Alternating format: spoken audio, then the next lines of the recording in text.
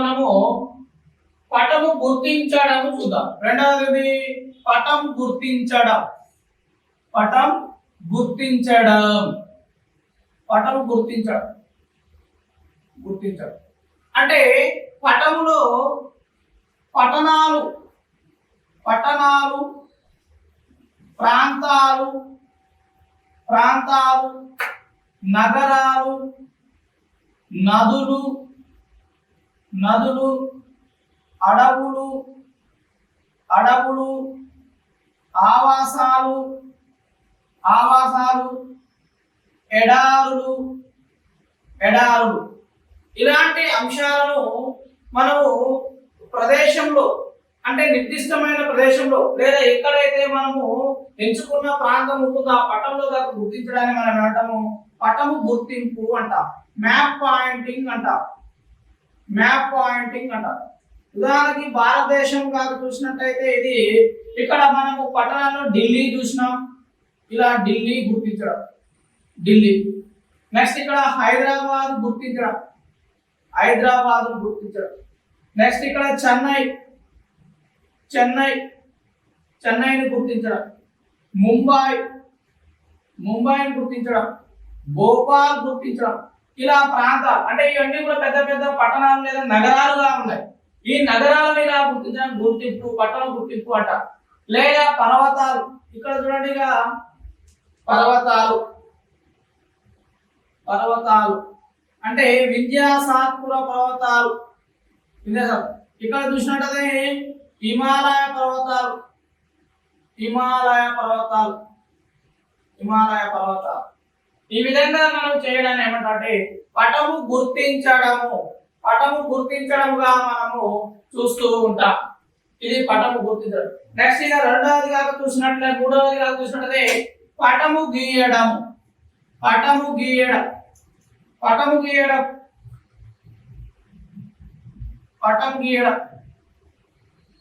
పటం గీయడం అంటే ఏదైనా ఒక నిర్దిష్టమైన ఆవాసము కానీ ప్రాంతము కానీ మనము నిర్దిష్ట కొలతలతో గీయడాన్ని పటం గీయడం అన్నమాట. ఆవాసమును, ఆవాసం కావచ్చు, సమాజం కావచ్చు, వాటి యొక్క ఉనికిని నిర్దిష్ట కొలతలతో, నిర్దిష్ట కొలతలతో గుర్తించడాన్ని మనము ఎన్ని పటము గీయడము అంటాము. పటము గీయడంగా మనము పేర్కొంటాం. ఇలా భారతదేశం పటం గీయడం, ఇది పటము గీయడం అంటారు. అంటే ఇక్కడ ఉనికిని తెలుపుతుంది. ఉత్తరం, దక్షిణం, తూర్పు, పడమర, పడమర ఉనికి ఆధారంగా ఒక ప్రాంతాన్ని తెలపడం గీయడాన్ని పటము గీయడము అంటారు. ఇవి మనకు సాధారణంగా పటము గీయడం. నెక్స్ట్ గా పటము తయారు చేయడం, పటము తయారు చేయడం. మన పటాలను ఏ విధంగా తయారు చేస్తాము, పటమును ఏ విధంగా తయారు చేస్తాము అన్నది చూద్దాము. పటమును తయారు చేయడము, పటం తయారు చేయ విధానం, పటం తయారు చేయ విధానం, చేయు విధానం, పటము తయారు చేయ విధానం. పటాలను మనం ముఖ్యంగా రెండు రకాలుగా తయారు చేస్తారు, రెండు రకాల పద్ధతులను ఉపయోగిస్తారు. పటాలను తయారు చేయాలంటే రెండు రకాల పద్ధతులు ఉపయోగిస్తారు, రెండు రకాల పద్ధతులను ఉపయోగించడం జరుగుతుందండి. అవి ఒకటి చూసినట్టయితే నైష్పత్తిక, నైష్పత్తిక నిష్పత్తుల, నైష్పత్తిక నిష్పత్తుల పద్ధతి, నైష్పత్తిక నిష్పత్తుల పద్ధతి ఒకటి. రెండవది ప్రక్షేపణ పద్ధతి, ప్రక్షేపణ పద్ధతి, ప్రక్షేపణ పద్ధతి. నైష్పత్తిక నిష్పత్తుల పద్ధతి, ప్రక్షేపణ పద్ధతి అని ఈ రెండు రకాల పద్ధతులను ఉపయోగించి మనము పటాలను తయారు చేస్తూ ఉంటాం. ఏ పటమైనా కావచ్చు, అంటే పటాలను తయారు చేయ విధానం బట్టి మనము నైష్పత్తిక నిష్పత్తుల పద్ధతి అంటే నిర్దిష్టమైన నిష్పత్తులు అంటే కొలతల ఆధారంగా తయారు చేస్తుందని నైష్పత్తిక నిష్పత్తి పద్ధతి అంటారు. ప్రక్షేపణ పద్ధతి అంటే పటాల పైన ఎల్సిడి గాని ప్రొజెక్టర్ల ద్వారా కాంతిని ప్రక్షేపణం చేసి ఆ కాంతి ఆధారంగా అగుపడే గీతలను మనం కాక గుర్తిస్తే దాన్ని నిష్పత్తిక పద్ధతి అంటారు. ఇప్పుడు ప్రక్షేపణ పద్ధతి. ఇప్పుడు మనకు నైష్పత్తిక నిష్పత్తి పద్ధతి చూద్దాం. నైష్పత్తిక నిష్పత్తుల పద్ధతి.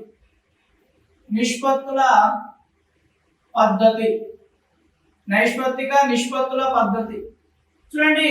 నైష్పత్తిక నిష్పత్తుల పద్ధతి అంటే ఇది చాలా క్లిష్టమైన పద్ధతి.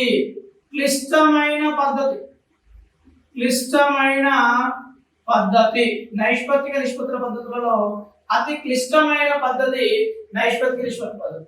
ఇది ఏం చేస్తారంటే మనము కాగితమును తీసుకొని మనం ఇలా కాగితాన్ని తీసుకోవాలి. ఎక్కడైతే పటం గీయాలనుకుంటున్నామో ఆ గీయవలసిన కాగితాన్ని తీసుకొని మనము ఇలా మార్చాలి. మలిచిన తర్వాతకి ఇప్పుడు మళ్ళీ దీన్ని ఏం చేయాలి? సమానంగా మలచాలి. మళ్ళీ తిరిగి మలచాలి. ఇలా మలిచిన తర్వాత మనకు 4 భాగాలు వచ్చాయి. ఇలా మలిచిన 2 వచ్చాయి.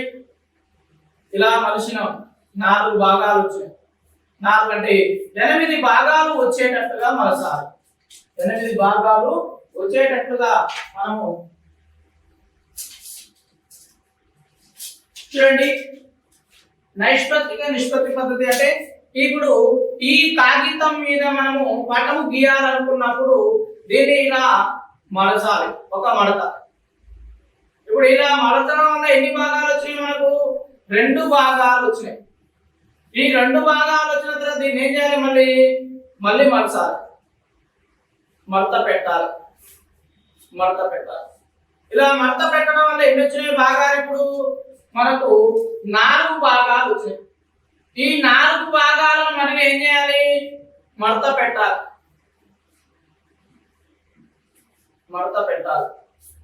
ఇప్పుడు ఎన్ని వచ్చినాయి? 8 భాగాలు వచ్చినాయి. 8 భాగాలు వచ్చినాయి. ఇలా 8 భాగాలు వచ్చేటట్టుగా పేపర్ను మడత పెట్టాలి. మడత పెట్టిన తర్వాతకి ఈ కాగితము పైన మనం ఈ గీతల పైన ఏం చేయాలంటే గీతలని మడతల్లో ఉన్న పైన గీతలను గీయాలి. ఇట్లా పెన్సిల్ తోటి మనం గీతలను గీయాలి. ఇలా గీతలు గీసినాం. ఇలా గీతలు గీసిన తర్వాతకి ఏం చేయాలంటే మనం ఏ పటానైతే గీయాలనుకుంటున్నామో దానికి సంబంధించిన అంశాలను చుక్కల రూపంలో మనము కొలతలను తీసుకొని మనం ఇలా చేస్తూ ఉండాలి. ఇలా గీస్తూ ఉండాలి.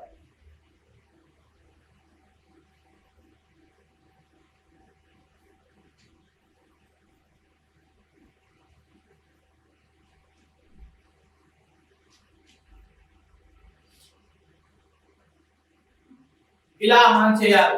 చేసిన తర్వాత ఏం చేయాలంటే ఇండియన్ బ్లూ ఇంక్ చేత ఈ చుక్కల పైన మనము ఇండియన్ బ్లూ ఇంక్ ఈ చుక్కల పైన ఏం చేయాలి? ఇలా దీన్ని ఇలా గీయాలి.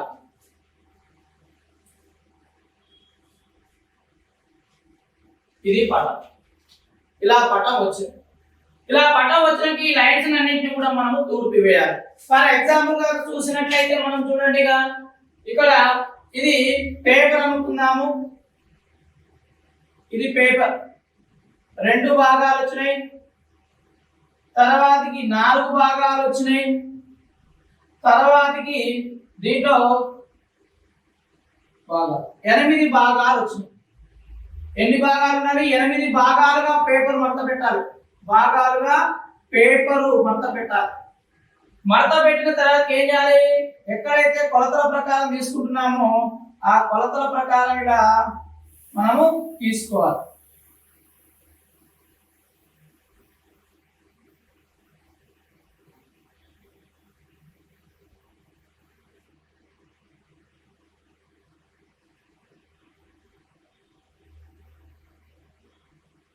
ఇలా గీయాలి. గీసిన తర్వాతకి ఇండియన్ నావీ బ్లూ పెన్ తోటి మనము ఇలా మనం గుర్తించాలి.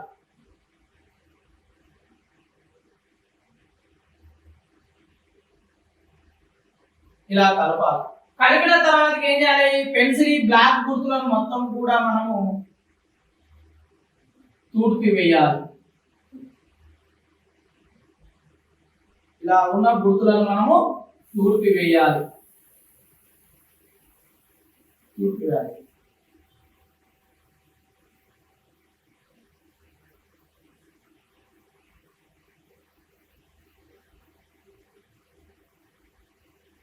ఇదే అవుతుంది. ఇది భారతదేశం. ఇలా చేయడాన్ని ఏమంటారు? నైష్పత్తిక పద్ధతి. ఇక్కడ ఏముంటుంది? ఉత్తరం ఉంటుంది, ఇక్కడ దక్షిణం ఉంటుంది, తూర్పు ఉంటుంది, ఇక్కడ పడమర ఉంటుంది. అంటే అక్షాంశాలు రేఖలు, ఈ లైన్స్ ఏమవుతాయి? అక్షాంశాలు రేఖాంశాలను సూచిస్తూ ఉంటాయి. కాబట్టి నైష్పత్తిక నిష్పత్తుల పద్ధతిగా మనము దీన్ని పేర్కొంటాం. ఇది చాలా క్లిష్టమైన ఈ పద్ధతిని తయారు చేయాలంటే చాలా క్లిష్టతతో కూడుకున్న పద్ధతి ఇది నైష్పత్తిక నిష్పత్తుల పద్ధతి. ఇక రెండవ పద్ధతి కాక చూసినట్లయితే మనం ఏ పటాన్ని అయితే గీయాలనుకున్నామో ఆ పటాన్ని ఇంకా ముందుకున్న దీనిపైన ఎల్సిడిని పెట్టి కాంతిని ప్రక్షేపణం చేసి కాక గీసినట్లయితే ఇలా దీన్ని ప్రక్షేపణ పద్ధతి అంట. అంటే కాంతిని ప్రసరింపజేసి ఆ గీతల ఆధారంగా మనం పటము గీస్తే, ఇప్పుడు ఇలా ఉంది, ఇక్కడ ఉండి పటాన్ని మనం ఏం చేస్తున్నాం? ఇక్కడ ఉన్న గీతలను ఆధారం చేసుకుని ఇలా గీస్తే దాన్ని కాంతి ప్రక్షేపణ పద్ధతిగా మనం పేర్కొనడం జరుగుతూ ఉంటుంది. ఈ రెండు పద్ధతుల ద్వారా మనం పటాలను తయారు చేస్తాం. ఇక్కడ ప్రక్షేపణ పద్ధతి అంటే కాంతిని ప్రసరింపజేస్తారు. కాంతిని ప్రసరింపజేస్తారు.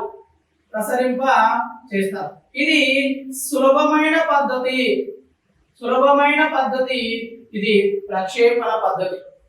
ఇవి మనకు ఈ రెండు పద్ధతుల ద్వారా పటాలను తయారు చేయడం జరుగుతూ ఉంటుంది. ఇవి పటాలు ఎవరైనా తయారు చేసుకోవచ్చు. పటాలు నెక్స్ట్ గా రెండవగా చూసినట్లయితే పటాల యొక్క రకాలు. పటాల నిర్మాణాన్ని బట్టి, పటాల యొక్క ఉపరితల నిర్మాణాన్ని బట్టి, పటాల ఉపరితల నిర్మాణాన్ని బట్టి పటాలు రెండు రకాలు. పటాల రకాలు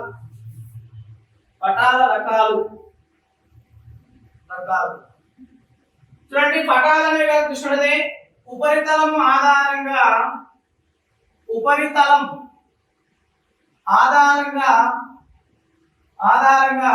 పటాలు రెండు రకాలు ఉంటాయి. అంటే పటాల యొక్క ఉపరితలంపై ఆధారం చేసుకుని పటాలు రెండు రకాలు ఉంటాయి. ఒకటి చూసినట్లయితే రిలీఫ్ పటాలు.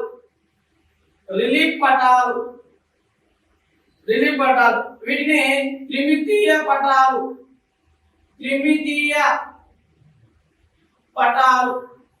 అంటే 3D నమూనా అంట. రెండవది సమతల పటాలు.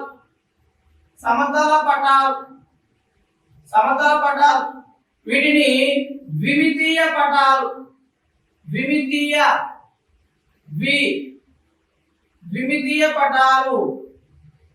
అంటారు. ఇవి 2D నమూనా. ఈ విధంగా మనము పటాల యొక్క ఉపరితలాన్ని బట్టి పటాలను రెండు రకాలుగా పేర్కొంటారు. ఒకటి రిలీఫ్ పటాలు, రెండవది సమతల పటాలు. రిలీఫ్ పటాలు అంటే చూడండి, ఇప్పుడు రిలీఫ్ పటాల గురించి చూద్దాం. రిలీఫ్ పటాలు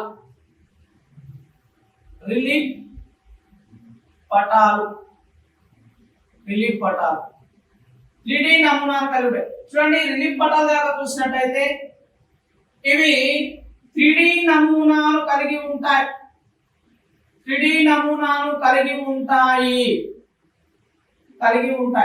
అంటే వీటి యొక్క ఉపరితలం పొడవు, వెడల్పు, మందము ఇలా మూడు కొలతలు ఉంటాయి కాబట్టి వీటిని 3D నమూనాలు అంటారు. 3D నమూనాలు కలిగిన పటాలు ఏంటివంటే రిలీఫ్ పటాలు. పటాలు ఏ నమూనాను కలిగి ఉంటాయంటే 2D నమూనా. కానీ 3D నమూనాను కలిగి ఉండే పటాలు ఏంటి అంటే రిలీఫ్ పటాలు ఒకటి మాత్రమే 3D నమూనాను కలిగి ఉంటాయి. మరి ఈ పటాలను అందులకు బోధించడానికి ఉపయోగపడతాయి. అంటే గుడ్డి వారికి బోధించడానికి ఉపయోగపడతాయి. ఇవి స్పర్శ సంబంధమైనవి, స్పర్శ సంబంధమైన అంశాలకు సంబంధించినవి.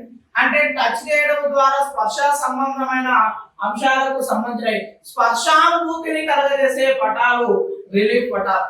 మరి వీటి యొక్క ఉపరితలం ఎలా ఉంటుందంటే, ఉపరితలం ఎగుడు దిగుడు అంటే ఎత్తు పల్లాలుగా ఉంటుంది ఈ రిలీఫ్ పటాలు. అంటే ఎత్తు పల్లాలుగా, ఇది పటం అనుకున్నట్టయితే దాని ఉపరితలం ఇట్లా ఎత్తు పల్లాలతో ఉంటుంది. ఇది రిలీఫ్ పటాలు. మనకు సాధారణంగా వివిధ రకాల వస్తువులు ఈఎన్టీ హాస్పిటల్లో ముక్కు, గొంతు, చెవులకు సంబంధించిన బొమ్మలు ఎత్తు పల్లాలుగా ఉంటాయి.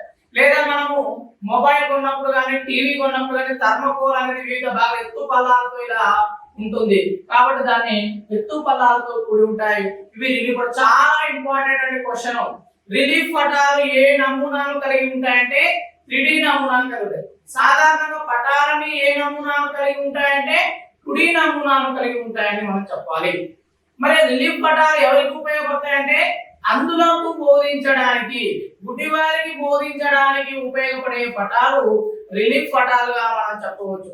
ఇవి మరి రిలీఫ్ పటాలు ఏం చేస్తాయి? స్పర్శానుభూతిని కలిగి ఉంటాయి.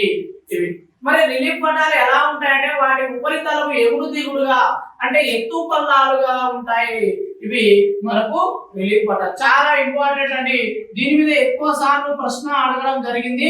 దీని మీద ప్రశ్న ఏ విధంగా అడుగుతాడంటే రిలీఫ్ పటాలు ఏ నమూనాను కలిగి ఉంటాయి అంటారు. అంటే 3D నమూనాను కలిగి ఉంటాయి. మరి సాధారణంగా పటాలు ఏ నమూనాను కలిగి ఉంటాయంటే 2D నమూనాను కలిగి ఉంటాయి. ఇది మాత్రం ప్రత్యేకత. అందరికీ బోధించడానికి ఉపయోగపడే పటాలు ఏవి అంటే రిలీఫ్ పటాలు అన్నా, వీటిని త్రిమితీయ పటాలు అన్న ఒకటే. ఇవి మనకు సాధారణం. నెక్స్ట్ ఇక రెండవ పటాలు కనుక చూసినట్లయితే మనకు సమతల పటాలు. సమతల పటాలు అంటే చూడండి, ఉపరితలం సమతలంగా నునుపుగా ఉంటే ఉపరితలము. రెండోది మనకు సమతల పటాలు.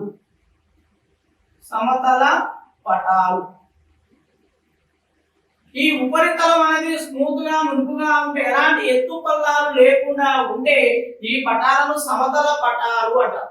ఈ సమతల అంటే ఉపరితలము నునుపుగా ఉంటుంది, ఉపరితలం నునుపుగా ఉంటుంది అంటే ఇది. మరి సమతల పటాలు అనేవి కనుక చూసినట్లయితే 2D నమూనాను కలిగి ఉంటాయి. అంటే పొడవు వెడల్పు మాత్రమే వీటికి ఉంటే ఇవి 2D నమూనా కలిగి. ఇవి సాధారణ వ్యక్తులకు బోధించడానికి ఉపయోగపడతాయి. మరి ఈ సమతల పటాలు అనేవి సమతల పటాల యొక్క ఉపయోగాన్ని బట్టి సమతల పటాలు 5 రకాలుగా ఉంటాయి.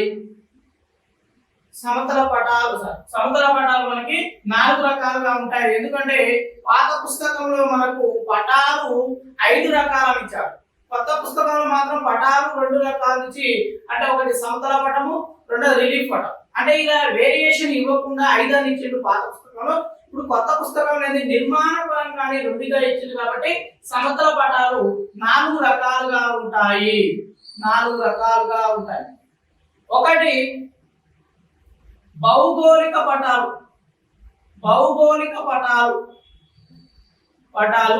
2 రాజకీయ పటాలు.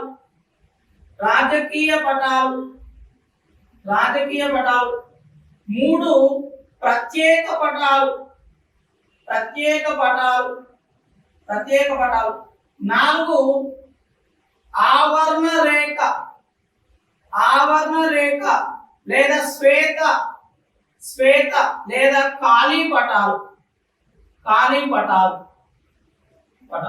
అంటే సమతల పటాలు అనేవి మనకు 4 రకాలు.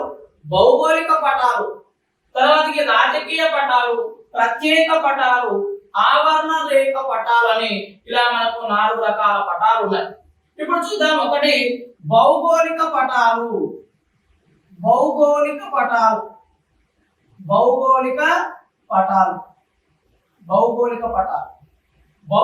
పటాలు అంటే చూడండి, భౌగోళిక అంశాలను తెలపడానికి ఉపయోగపడేవి. భౌగోళిక అంశాలను తెలియజేస్తూ ఉంటాయి. భౌగోళిక అంశాలను తెలియజేస్తాయి. భౌగోళిక అంశాలు ఏముంటాయి? భౌగోళిక అంశాలుగా చూసినట్టయితే పర్వతాలు, నదులు,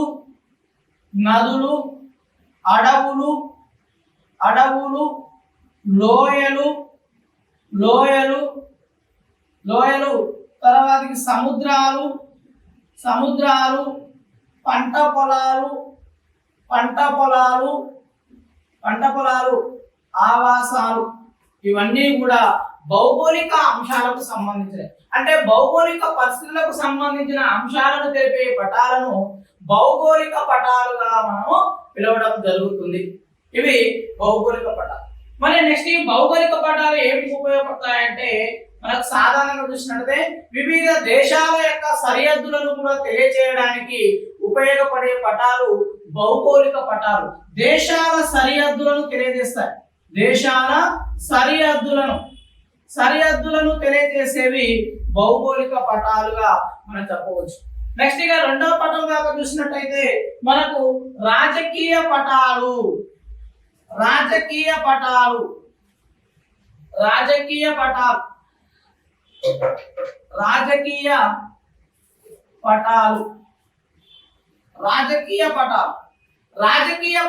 అంటే చూడండి, ముఖ్యమైన నగరాలు లేదా పట్టణాలు, ముఖ్యమైన నగరాలు పట్టణాల గురించి తెలియజేస్తాయి. మరి వివిధ దేశాల మధ్య సరిహద్దులను తెలియజేస్తూ ఉంటాయి. వివిధ దేశాలు రాష్ట్రాల మధ్య సరిహద్దులను తెలియజేస్తూ ఉంటాయి రాజకీయ పటాలు. మరి సరిహద్దు గోడ అంటే సరిహద్దు వివాదాస్పదమైన ప్రాంతాలను మనం తెలుసుకోవాలంటే రాజకీయ పటాలతో. ఉదాహరణగా చూసినట్టయితే చైనా మరియు భారత్ వివాదాస్పద ప్రాంతము డోక్లప్. నెక్స్ట్ పాకిస్తాన్ ఇండియాకి మధ్య వివాదాస్పద ప్రాంతం POK, పాక్ ఆక్రమిత కాశ్మీర్ గా మనం ఇలా వివాదాస్పద ప్రాంతాలను గుర్తించడానికి రాజకీయ పటాలు. లేదా ఏ రాజ్య విస్తీర్ణ ఎంత వరకు ఉంది, ఏ ప్రాంతంలో ఏ రాజకీయ పార్టీ అధికారంలో ఉంది, ఏ ప్రాంతాన్ని ఎవరు పరిపాలిస్తున్నారు, ఆ రాజ్యం యొక్క విస్తీర్ణ ఎంత అని తెలియజేస్తూ ఉంటాయి. అంటే రాజ్యం యొక్క విస్తీర్ణ గాని రాజకీయ పార్టీల ప్రాబల్యం తెలియజేసేవి రాజకీయ పటాలు. పాఠశాలలో ఎక్కువగా ఉపయోగించే పటాలు.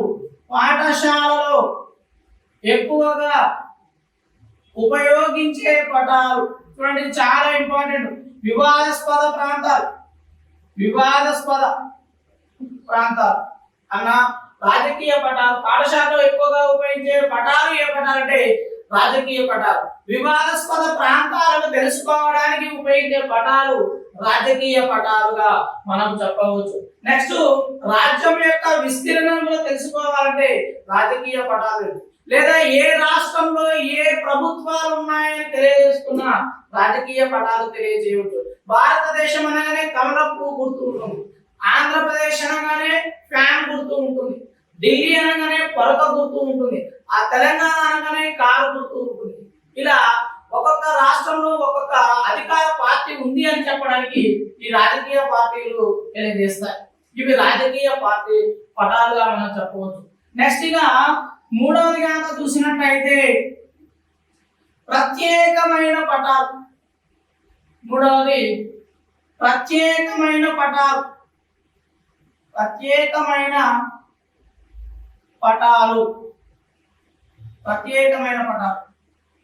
ఈ ప్రత్యేకమైన పటాలు చూసినట్లయితే చరిత్ర భూగోళ శాస్త్రాన్ని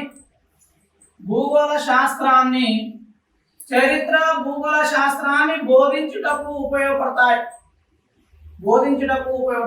చరిత్ర భూగోళ శాస్త్రాన్ని బోధించడానికి ఉపయోగపడే పటాలు ప్రత్యేకమైన పటాలు. మరి ఈ ప్రత్యేకమైన పటాలు ఏమిటికి ఉపయోగపడతాయంటే ప్రత్యేకమైన ఖనిజ నిక్షేపాలు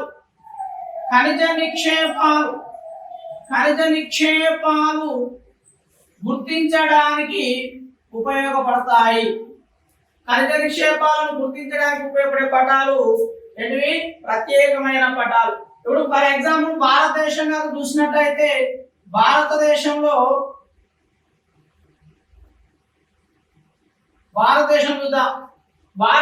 కాక చూసినట్లయితే మనకు ఎక్కువగా ఏంటి వజ్రాలు రాయలసీమలో దొరుకుతాయి. కర్నూలు. యురేనియం కడప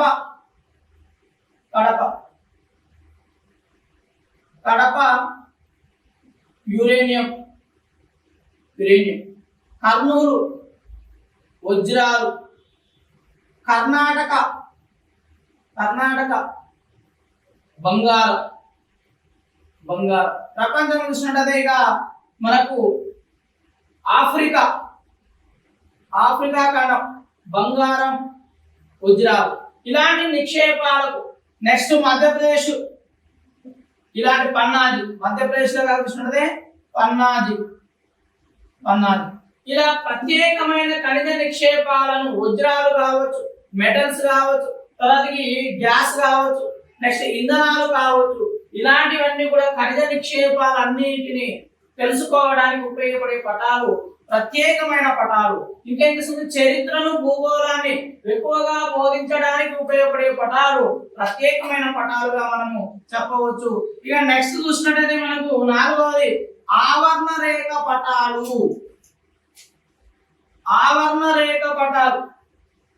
నాలుగవ పటం కాక చూసినట్టయితే ఆవర్ణ రేఖ పటాలు.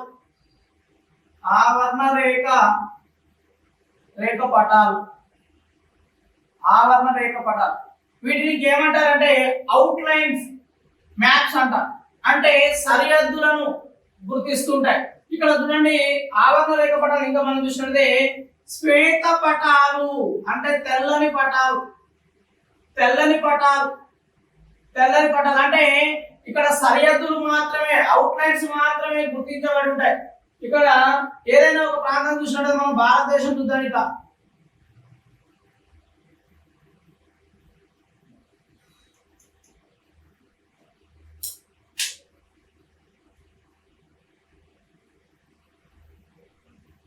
ఇలా అవుట్ లైన్ మాత్రమే గుర్తించి ఉంటాయి. ఇందులో మనకు నచ్చిన విధంగా మనం గుర్తించుకోవచ్చు. తెల్లగా ఉంటాయి, ఎంటీగా ఉంటాయి కాబట్టి శ్వేత పటాలు అంట. నెక్స్ట్ ఇంకా ఎలాంటివి అంశాలు గుర్తించకుండా ఖాళీగా ఉంటాయి కాబట్టి వీటిని ఖాళీ పటాలు అన్నా, శ్వేత పటాలు అన్నా, ఆవర్ణ రేఖ పటాలు అన్నా ఒకటే. అంటే ఇక్కడ పటంలో చూసిన అవుట్ లైన్స్ మాత్రమే గుర్తించి ఉంటాయి కాబట్టి ఆవర్ణ రేఖ పటాలు.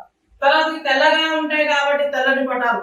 తర్వాత ఇందులో ఖాళీగా ఉంటాయి, ఏదైనా మనం నింపుకోవచ్చు కాబట్టి దీన్ని ఖాళీ పటాలు అంటారు. మరి ఈ పటాలను మనం చూసినట్లయితే పాఠశాలలో విద్యార్థులలో నైపుణ్యాలు పెంపొందించబడతాయి.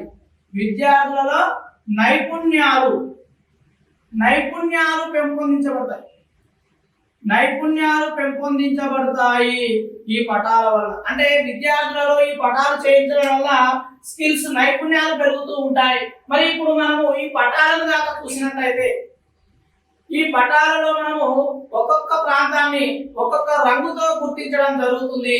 ఇక్కడ మనకు పటాలు చూద్దాము. రంగుల చోటు నింపుతూ ఉంటాము. సాధారణంగా వివిధ అంశాలను వివిధ రకాల రంగులతో గుర్తిస్తుంటాము. ఉదాహరణకి చూసినట్లయితే ఒకటి సరిహద్దులు అంటే రాష్ట్రమైన కావచ్చు, దేశమైన కావచ్చు, ఎక్కడైనా కానీ సరిహద్దులను నల్లటి గీత నలుపు రంగుతో గుర్తిస్తారు.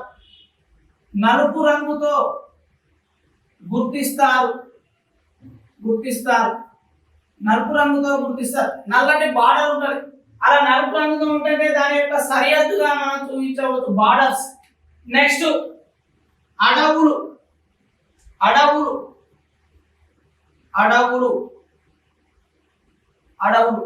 అడవులను కాక చూసినట్టయితే ఆకుపచ్చ రంగుతో ఆకుపచ్చ రంగుతో ఆకుపచ్చ రంగుతో సూచిస్తారు. అడవులు ఉన్నట్లయితే అక్కడ గ్రీన్ ఆకుపచ్చ రంగుతో సూచిస్తారు.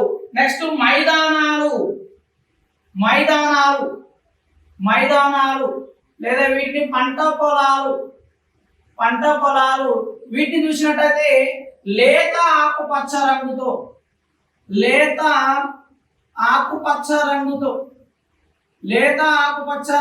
సూచిస్తారు. ఇదేమో ముదురు అంటేనేమో అడవులు లేత ఆకుపచ్చ రంగుతో కాక పటంలో సూచిస్తే మనకు అవి మైదానాలు లేదా పంట పొలాలుగా గుర్తించవచ్చు. నెక్స్ట్ సముద్రాలను ముదురు నీలము రంగుతో గుర్తిస్తారు. ముదురు నీలము రంగుతో గుర్తిస్తారు. నెక్స్ట్ నదులు కాక చూసినట్లయితే లేత నీలం రంగుతో గుర్తిస్తారు.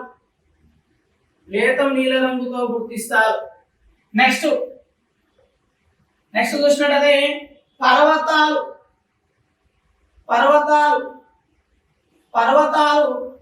జేగురు రంగుతో సూచిస్తారు.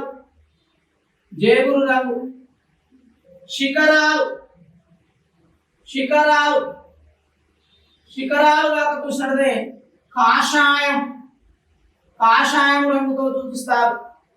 నెక్స్ట్ ఎడారులు లేదా నిస్సారమైన భూములు, చౌడు భూములు అంట. నిస్సారమైన భూములు పసుపు రంగుతో సూచిస్తాం.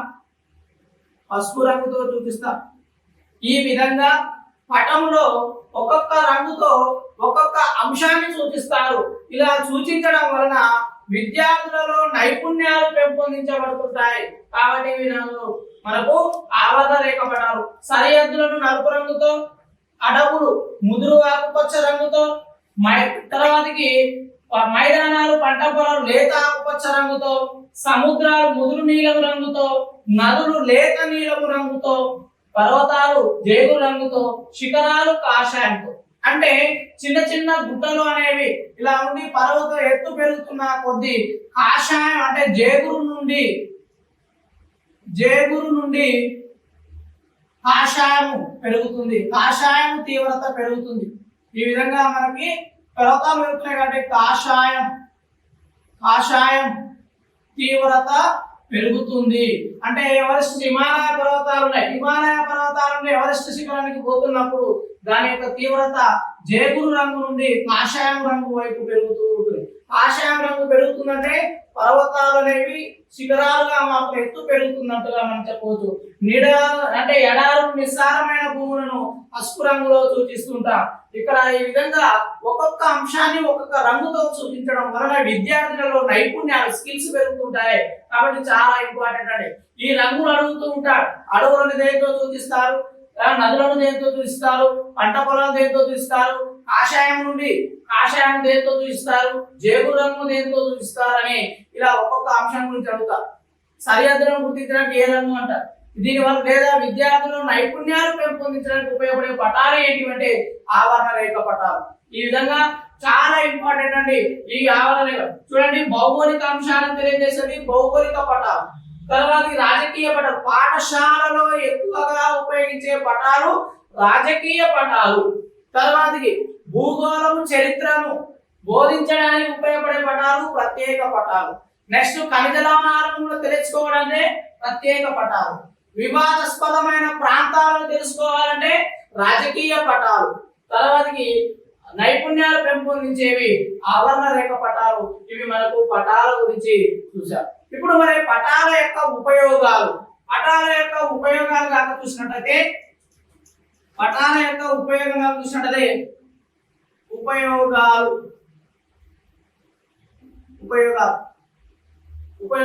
ఒకటి ఉనికిని తెలియజేస్తాయి.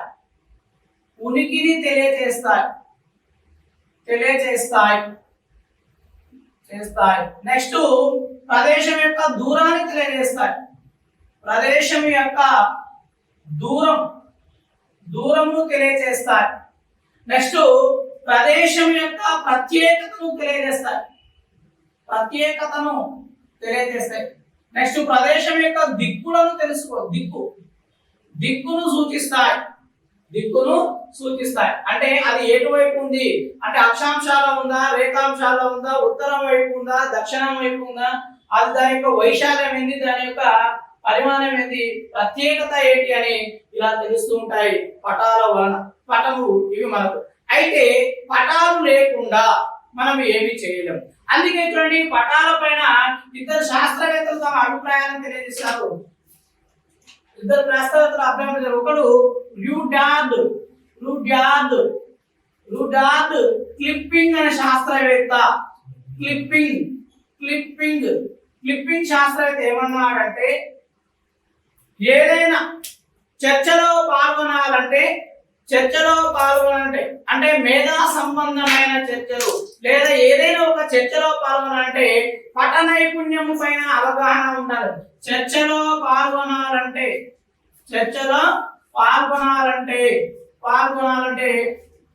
పట నైపుణ్యము అవసరము అన్నాడు. పట నైపుణ్యం అవసరం అన్నాడు. ఈయన రుడ్యార్డ్ క్లిప్పింగ్ అనే శాస్త్రవేత్త మనం ఏదైనా ఒక చర్చ మొదలు పెట్టాలన్నా, ఏదైనా ఒక చర్చలో మనం పార్టిసిపేట్ చేయాలంటే కంపల్సరీ పట నైపుణ్యం అవసరమై ఉండాలి. పటం గురించి తెలిసి ఉండాలి అన్నాడు. నెక్స్ట్ ఫస్ట్ అనే శాస్త్రవేత్త ఏం చెప్పాడంటే ప్రపంచంలో ఏ మూలన ఏమి జరిగినా అది ఏదో ఒక భౌగోళిక అంశంతో ముడిపడి ఉంటుంది. ప్రపంచంలో ఏ మూలన ఏమి జరిగినా అది భౌగోళికంగా ఏదో ఒక భౌగోళిక అంశంతో ముడిపడి ఉంటుంది. కాబట్టి పటాల యొక్క అవగాహన చాలా అవసరము అన్నాడు. అందుకనే సాంఘిక శాస్త్రంలో అత్యధిక ఉత్తమమైన బోధన వనరులుగా ఉపయోగపడతాయి పటాలు. నెక్స్ట్ మనకు పటం అయిపోయింది. ఫోటోలు, చిత్రాల గురించి చూద్దాం.